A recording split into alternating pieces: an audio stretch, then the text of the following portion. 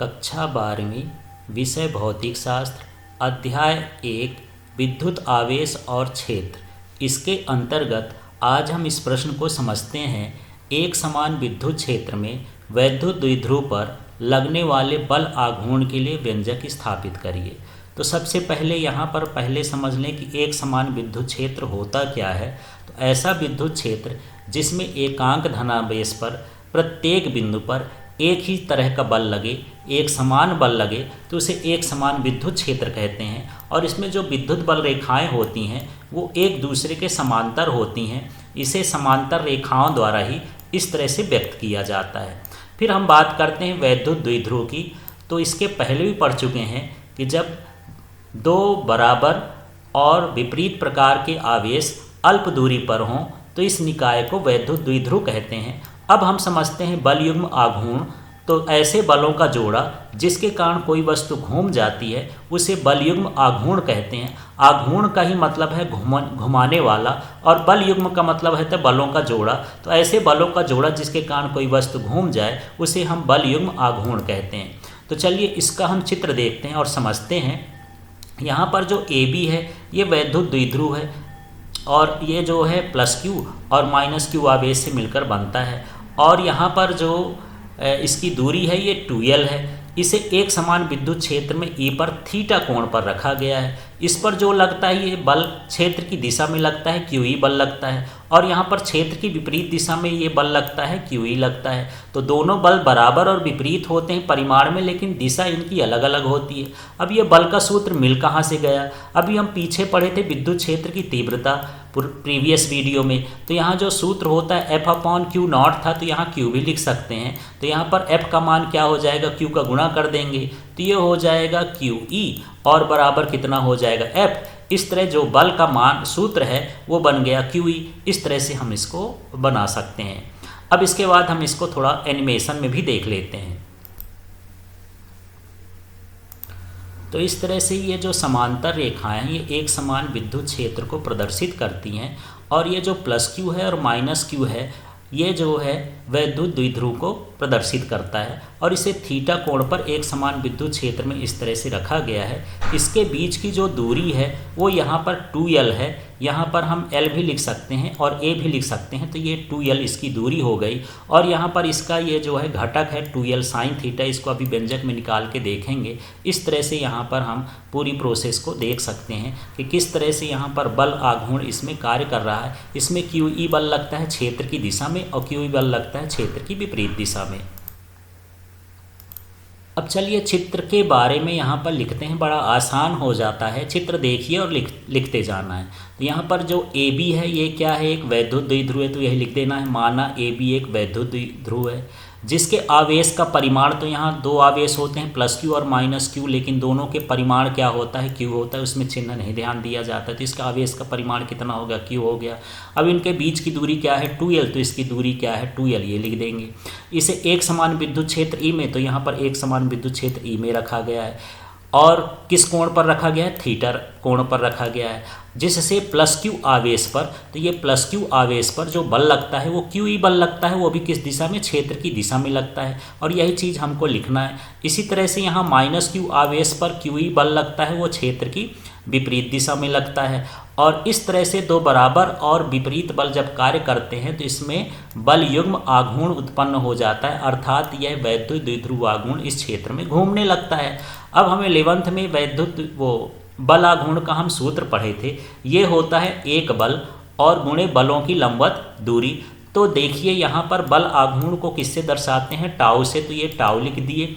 इसके बाद यहाँ एक बल, तो यहाँ जो बल लगता है वो QE लगता है। तो यहाँ पर एक बल का मतलब ये है कि दो बल लग रहे हैं, प्लस क्यू पर भी और माइनस क्यू पर भी। दोनों बलों का परिमाण तो एक ही जैसा है, तो यहाँ बल का परिमाण लिख दिए QE। फिर है बलों के बीच की लंबवत दूरी। तो ये लंबवत क्या हो गया? AC।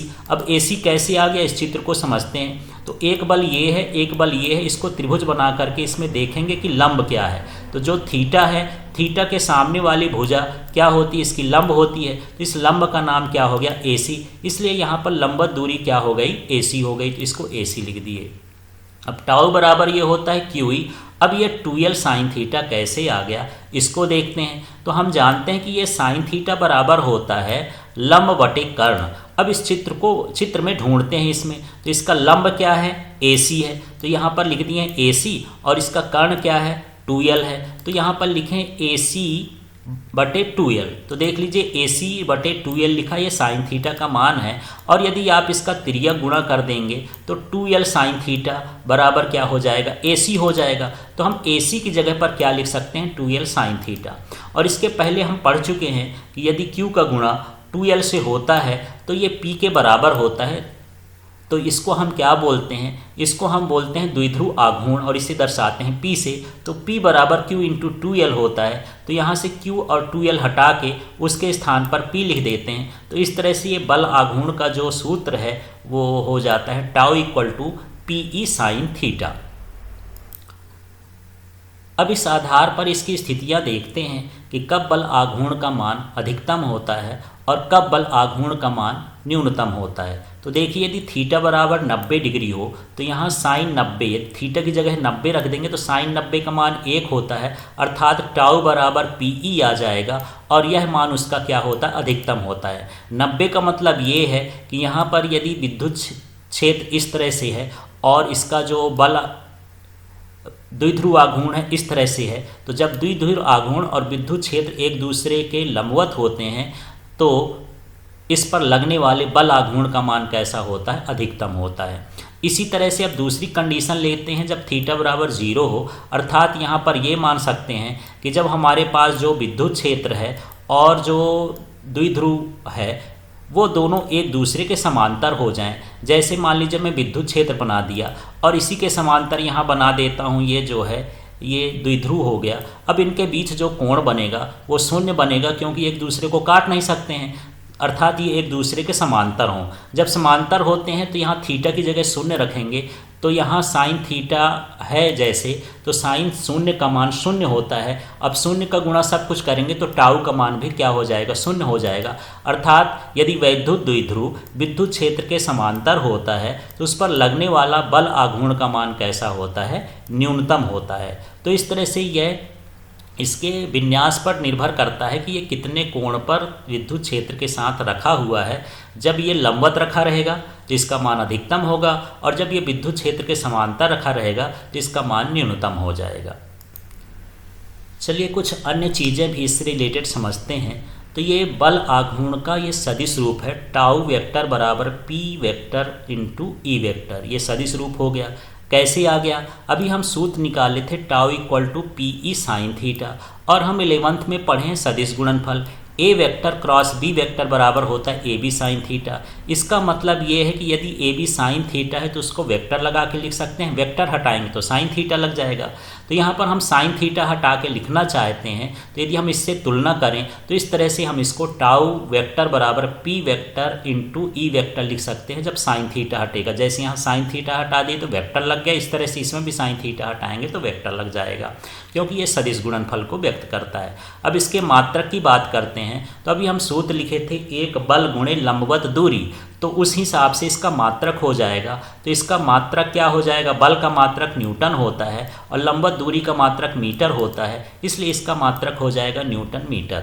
अब इसके विमीय सूत्र की बात करते हैं तो mL2T-2। अभी हम जो इसका सूत्र देखें उसमें बल और दूरी है, तो जो बल का विमीय सूत्र होता है वो होता है mLT-2, और इसी तरह से जो दूरी का विमीय सूत्र होता है वो होता है L। तो यहाँ पर LL का गुणा हो जाएगा तो ये L2 हो जाएगा। इस तरह से यहाँ पर इसका विमीय सूत्र होगा।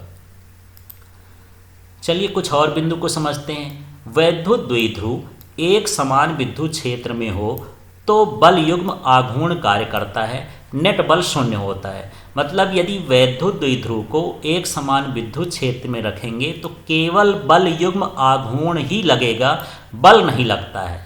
इसी तरह से यदि वैद्युत द्विध्रुव को असमान विद्युत क्षेत्र में रखेंगे तो उस पर बल युग्म आघूर्ण भी लगता है और बल दोनों कार्य करते हैं। यहाँ बल और बल युग्म आघूर्ण में सिर्फ इतना अंतर है कि जो बल युग्म आघूर्ण होता है वो घुमाने का काम करता है, मतलब ये घूर्णी गति लाता है, लेकिन जो बल होता है वो स्थानांतरी गति लाता है। तो यदि हम एक समान विद्युत क्षेत्र में रखेंगे तो उस पर केवल घूर्णी गति होगी, और यदि असमान विद्युत क्षेत्र में रखेंगे तो घूर्णी गति और स्थानांतरी गति दोनों हो जाएगी, क्योंकि उसमें बल भी लगेगा और बल युग्म आघूर्ण भी लगता है।